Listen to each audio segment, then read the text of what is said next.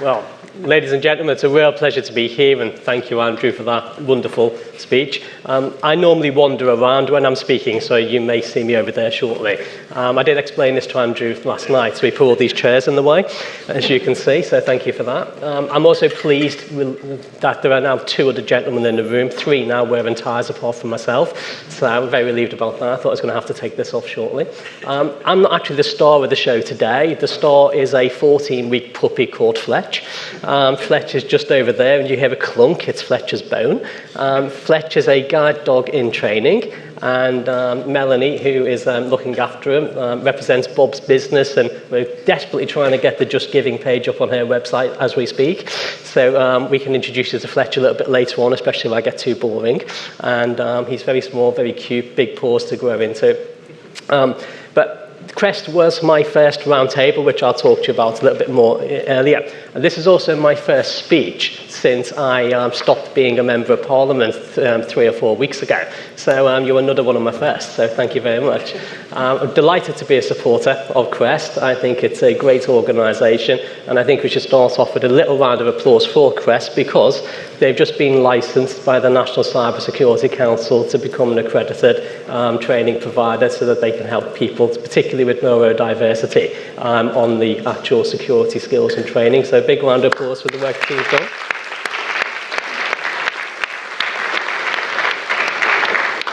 We're going to talk about skills a little bit later on. So, as you've heard, my name's the Right Honourable Stephen McPartland. I have a fancy title because I've been a Member of Parliament 14 years and done a variety of different roles I'll talk about as we go through this next 20-25 minutes. I'd like to start off by saying how interesting it was to attend the Cyber Leaders Dinner last night, the Crest Leaders Dinner. It was a great group of people, but also there was some very interesting speeches. And I got some great advice on what I should do today about giving my speech. The first was to remember my name, because there was a lady there who was so wound up about the speech she gave. She kept referring to herself as Anthony throughout the whole of the speech. So my name's Stephen, just to be clear. Andrew did check. I think another piece of advice was to ignore the heckling. Now, in Parliament, speeches are never actually given with you sitting there very politely, listening. People are standing up constantly throughout the speech shouting, give way, give way. And they're also, you can't hear it because it's, I'm mic'd up, you're not. But they're also sledging constantly. So one of the favourite sledges that they had for me when I stood up was, are you standing up yet? And is it really him speaking? We can't see him. And you've actually got to start your speech and be serious because the camera's on you and the microphone's going. So this is a much kinder audience than I'm used to, so thank you very much for that. I think the general advice was to actually just talk to you about what I've done and why I did it and the reasons for it. But also, I wanted to talk about 2 of the elements from the speech last night. So Roland very kindly talked about artificial intelligence and how artificial intelligence is almost like water. The data is like the water, and artificial intelligence is like the plumbing that the water will be going through. Now, I think you can't have an artificial intelligence strategy without a cybersecurity strategy, in my view. Artificial intelligence is going to require far more cybersecurity and cyber resilience and recovery. And artificial intelligence is going to transform how cybersecurity is done as we go over the next 5 to 10 years. But not just the basics around why you should be securing your products, services and standards, but more, as Roland was saying last night, that you could almost generate an avatar who could be on a Teams meeting, and that person could, as a deep fake, be representing you or your company, or in the world of politics, a politician saying something that in the modern world becomes viral quite quickly. So cybersecurity is going to have to evolve to also become a bit more defensive and proactive in utilising some of the great skills around artificial intelligence, but also protecting some of the big challenges that artificial intelligence is going to generate, because people, when they receive information, they often can believe it. And we saw with the Taiwanese elections that there were some good deep fakes that were used, and it was very difficult to tell the difference between the individuals, the real individuals, and the actual fake ones that were put up. And that's something I want to talk about a little bit later on around hostile state actors. But one of the other speeches was also around democracy and autocracy and dictatorships. And this is the year of elections, so although I'm not taking part, I'm retired after my 14 years from politics, frontline politics. There are over 4 billion people on the planet voting in elections this year, and we're seeing massive change in countries right the way across the planet. So governments from all sides, left and right, centre, they're all being replaced by other governments with other challenges. And some of the dictatorships and hostile states, they're actually using those elections as an opportunity to destabilise those governments, markets, companies, or even in some of the other countries' cases, actually their support for countries like Ukraine or other nations who are engaged in conflict. So cybersecurity is going to have a massive impact, not in terms of protecting wealth, but actually in terms of protecting our way of life. And it's one of the things I really wanted to focus on was in terms of cybersecurity. I think a lot of the people in this room often think of it as it's a very defensive thing. You're very much at the coalface. It's very challenging. It's hard. It's difficult. But it's actually cutting edge. It's leading. I mean, you are actually the future. Without you, we're not going to live in a democracy. We're not going to have the opportunity, the rule of law, everything that we have to actually deliver, and the support that's needed to allow companies to grow, to create wealth, to employ other people, to go off there and trade and have trust between other nation states. That's not actually going to happen.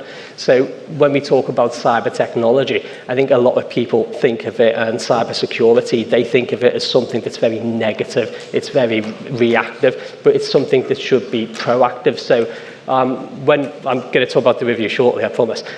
When we talk about the review, one of the aspects of it was about changing the narrative around cybersecurity, actually getting people to understand its importance from an economic and social point of view for the actual whole, not only of the United Kingdom, but from a global point of view. So if you think about that, 4 billion people taking part in elections, deciding whether or not they're going to be represented by one group of people or another group of people. Some of those democracies are what we would call distressed democracies. So they're teetering towards more autocratic nations. And then that affects global trade, because then they want to do different things with different parties, and it affects quite a lot. So when it comes to cybersecurity, people often don't realize the actual massive impact it's going to have. And if you think of a country like the United Kingdom, we're an incredibly digitized economy. If you think about even today, when you were making your way here, very few of you will have actually used cash. Most of you will have used some form of electronic payment to get here. And if you got a train ticket, it was probably an electronic train ticket. It didn't actually exist. So we're an incredibly digitized economy without realizing how dependent and how digitized we are. And I think it's one of the challenges that we always look at everything through the prism of the United Kingdom, and we don't look at it through the prism of what a hostile state or a hostile hacking organization would look at it. So that massive dependence on that digitization, that's a massive opportunity if you're a hostile actor, because if you were to turn off our ability to use those credit cards, how quickly would we be able to buy something? If you think about how you buy anything in your life, even if it's on Amazon or something, how much physical interaction do you have with that company?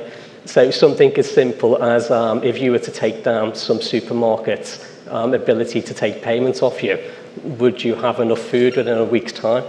What would be the reaction to public services who'd be there supporting you? There'd be huge opportunities for those hostile state actors. And I think one of the only few positive things that came out of COVID was the realization of how insecure our supply chains were, how dependent we were on a variety of factors that we'd never even contemplated. So the constituency that I represented for 14 years, Stevenage, it builds 30% of the world's telecommunication satellites. It builds lots of the complex weapon systems that you see being used around the world. Storm Shadow is the reason why I'm sanctioned in Russia. I'm not allowed to go there. Putin signed my thing personally. Very kind of him. We have GSK, which has 3,000 R&D scientists based there, and they're two of the hubs, and they're building, developing the solutions in pharmaceuticals to move things forward in health tech. There's a huge amount that's going on in that constituency, over 10,000 scientists and engineers, just in that one particular constituency. People say we don't make anything anymore. It's all advanced manufacturing. We tease and say there's no repair yard in space, as an example. If you're going to attack those companies, they're very big companies, but they have 3,000 to 4,000 suppliers in their supply chains in the United Kingdom alone. And a lot of those SMEs will not have a developed or an evolved sense of cybersecurity. They won't really understand it. To be frank, most of them won't even have multi-factor authentication on their emails.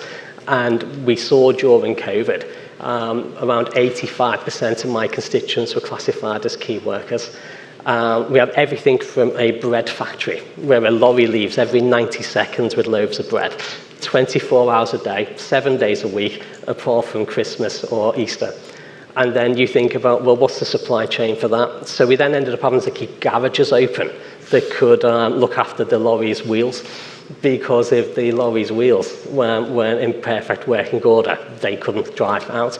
So when you actually start thinking about what is your supply chain, and although it's critical, this component to you, and you've got all these security measures in place, the person that's providing you that component or delivering you that component, do they have those security measures in place? Have they thought about their cyber resilience and recovery? Do they have several competitors who can provide that component for you? Or is it like most things in the UK, where it's just in time, and because they've got that one big contract, the reality is that actually there's no real competitors that could very quickly shift across and supply you with the bits that you need.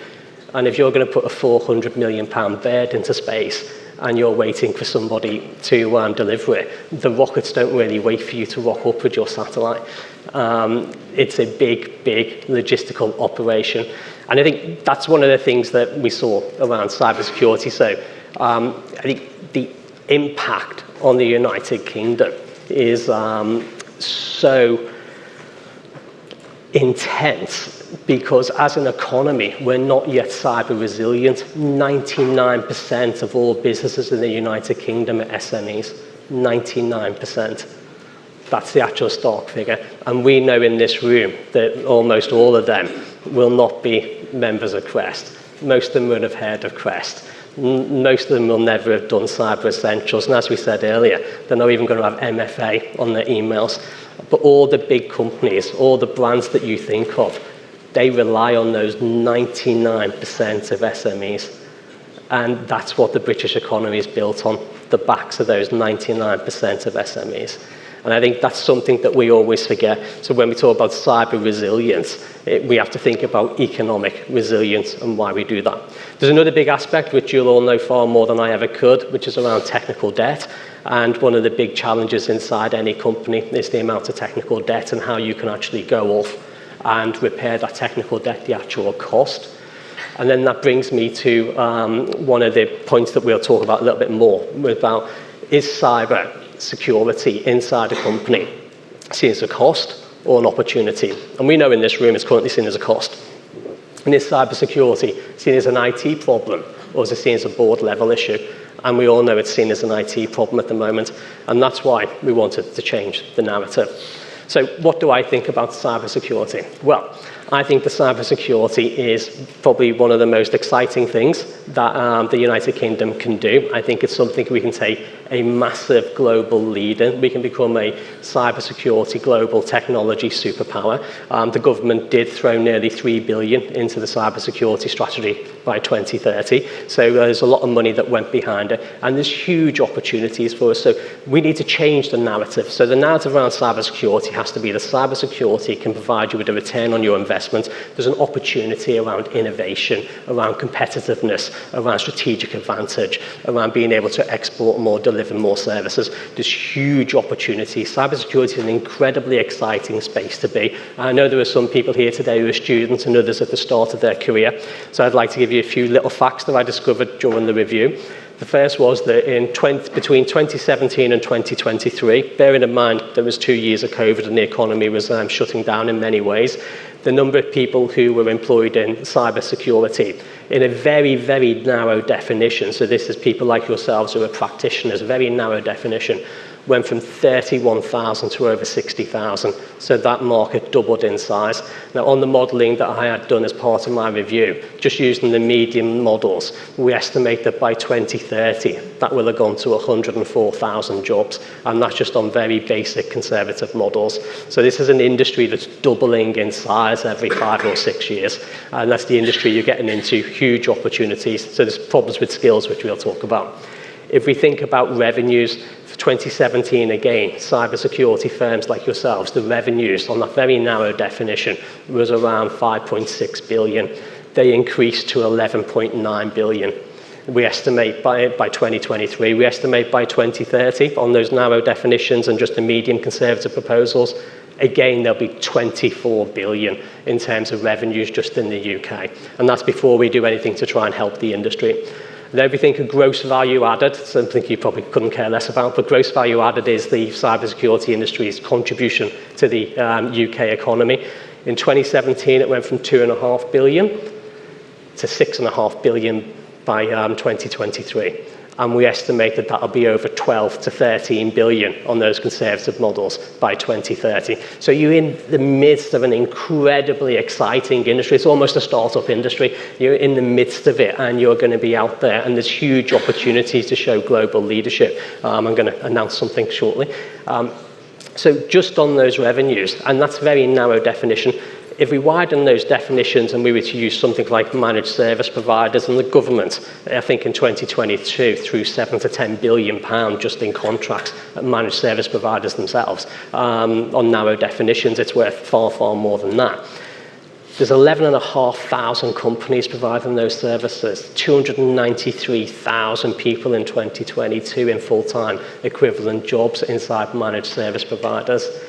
Their GVA, so their contribution to the British economy, not revenue, was around 30 billion.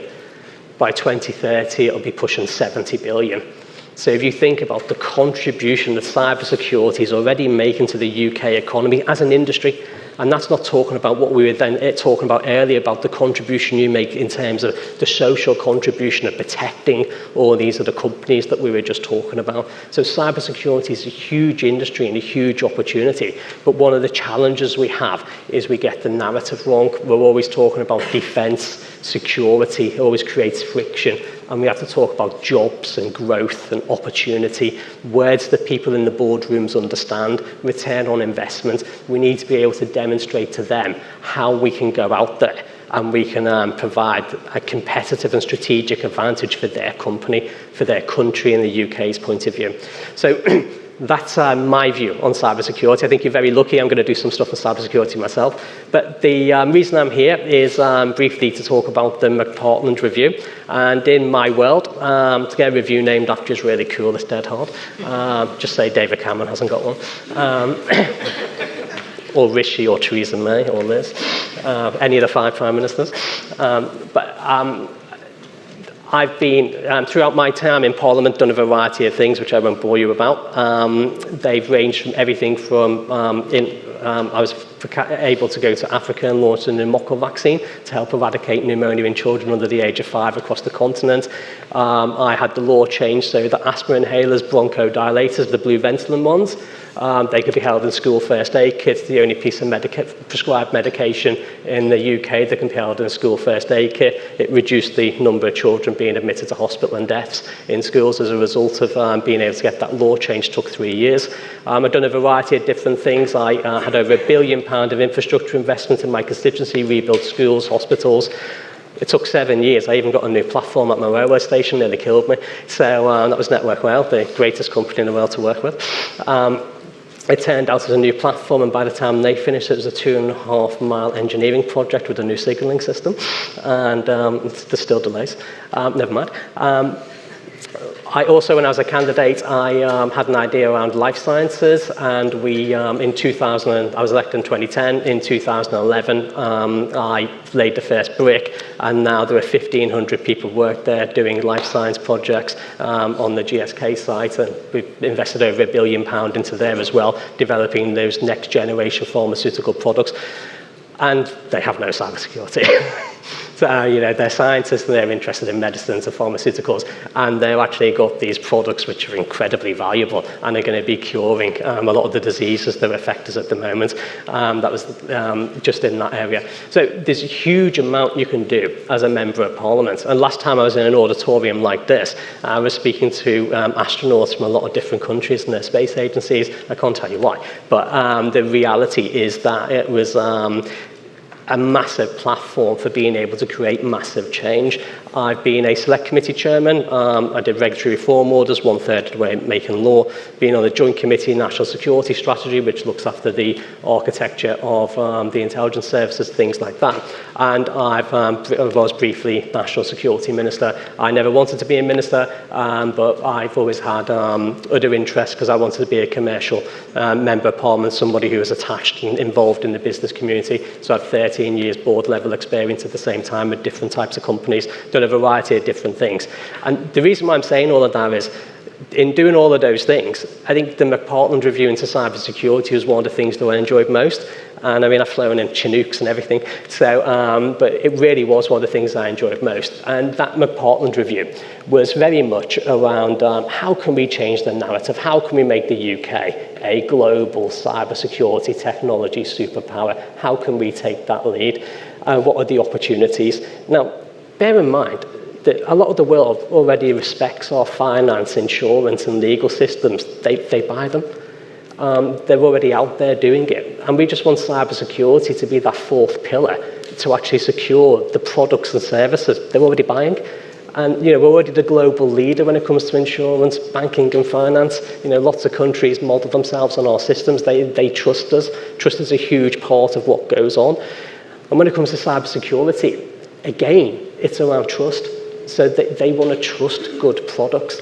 And one of the recommendations for the review was for the National Cybersecurity Centre, which is, you all know, an agency at GCHQ, was to create 5 laboratories, industry-led laboratories, for the NCSC to focus on a quality assurance and management issue, but for those 5 accredited laboratories to actually accredit some of the cybersecurity products. Because when it comes to trying to sell them into a bigger company or to export them to another country, if it's got an NCSC stamp on it, I think you're probably going to find it a little bit easier to go off in those countries who are already buying our products to actually purchase one of those. I mean, get a CREST stamp as well. I mean, you know, you're off and running, aren't you? So essentially, there's huge opportunities. And when I did the review, I was thinking about how can we change the narrative? How can we focus on competitiveness, strategic advantage, opportunity, innovation, skills, change, creating jobs?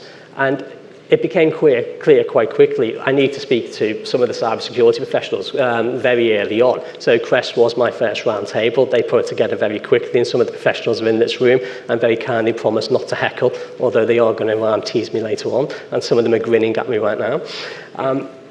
But we did the roundtables, and I put them together very quickly. I used my network, and I put, I think it was, I can't remember now, about 28 or something, across a whole variety of different sectors, everything from the maritime industry right the way across to the online dating industry.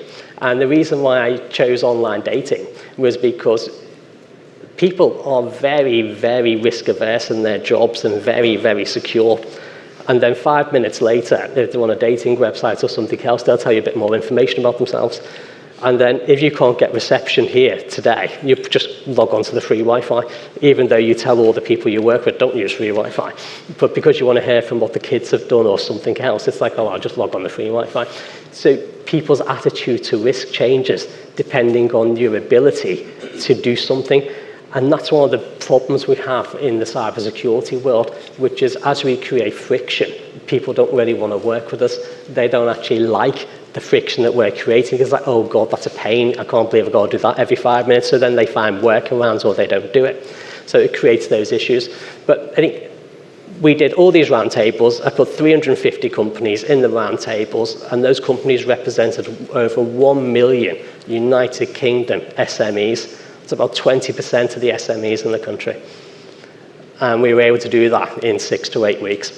And one of the big issues that came out of it was third-party critical supply chain risk. And that's the thing that all the CISOs and people in charge of the big companies were very concerned about. It's the thing the banks are concerned about, the insurance are concerned about.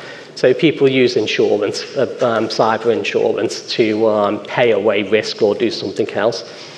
There's only about 6 to 7% of companies in the country actually have cyber insurance. And most cyber insurance isn't, I'm not going to say that, I'll try to get in trouble.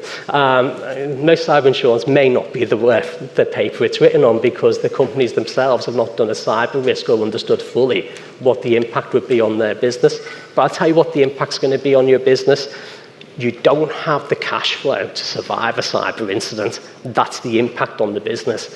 And if you're a third-party critical supplier to a large company that needs your product and you go bust, what happens to that supply chain? What happens to the rest of that product? And the reality is that you just do not have the cash flow.